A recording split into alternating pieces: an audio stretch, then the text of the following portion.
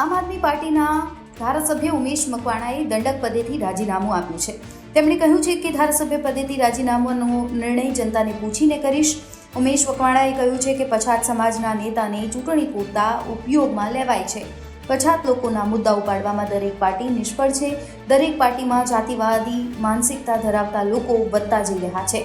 દંડક અને આપના રાષ્ટ્રીય માળખામાં પણ સેવા આપી છે. રાષ્ટ્રીય જોઈન્ટ સેક્રેટરી તરીકે પણ રાજીનામું આપું છું.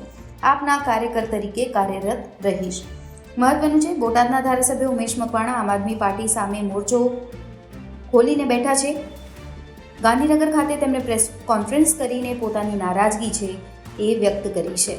આમ આદમી પાર્ટીએ 2022ની વિધાનસભાની ચૂંટણીમાં બોટાદ બેઠક પરથી ઉમેશ મકવાણાને ટિકિટ આપી હતી. ઉમેશ મકવાણાએ ભાજપના ઘનશ્યામ વિરાણી અને કોંગ્રેસના મનહર પટેલને હરાવ્યા હતા. ધારાસભ્ય બન્યા બાદ ઉમેશ મકવાણાને આમ આદમી પાર્ટીએ ભાવનગર બેઠક પરથી લોકસભાના ઉમેદવાર બનાવ્યા હતા, જેમાં તેમનો પરાજય થયો હતો. કોણ છે ઉમેશ મકવાણા? ઉમેશ નારાયણ મકવાણા આમ આદમી પાર્ટીના રાજકારણી અને સામાજિક કાર્યકર છે. તેઓ 8મી ડિસેમ્બર 2022થી આમ આદમી પાર્ટીના સભ્ય તરીકે બોટાદ વિધાનસભા મત વિસ્તારમાં ગુજરાત વિધાનસભાના સભ્ય તરીકે સેવા આપી રહ્યા છે. ઉમેશ મકવાણાનો જન્મ ગુજરાતના બોટાદમાં થયો. તેમના પિતાનું નામ નારાયણ મકવાણા છે. ઉમેશ મકવાણાએ પ્રાથમિક અને માધ્યમિક શાળા શરૂ કરી છે. વિસાવદરની બેઠક પર ભૂપત ભાયાણીએ રાજીનામું આપ્યું હતું, જેની તાજેતરમાં જ પેટા ચૂંટણી યોજાઈ, જેમાં ગોપાલ ઇટાલિયા આમ આદમી પાર્ટીમાંથી ચૂંટાઈને આવ્યા છે અને હવે ઉમેશ મકવાણા રાજીનામું આપવાના છે તેવી વાતો વહેતી થઈ હતી, જેના કારણે આમ આદમી પાર્ટીમાં હવે 4 ધારાસભ્ય રહી જશે એવી ચર્ચા વહેતી થઈ હતી. પરંતુ હવે સ્પષ્ટતા થઈ ગઈ છે કે ઉમેશ મકવાણાએ દંડક પદેથી રાજીનામું આપ્યું છે. અગાઉ પણ વિવાદોમાં સપડાયેલા રહ્યા હતા ઉમેશ મકવાણા.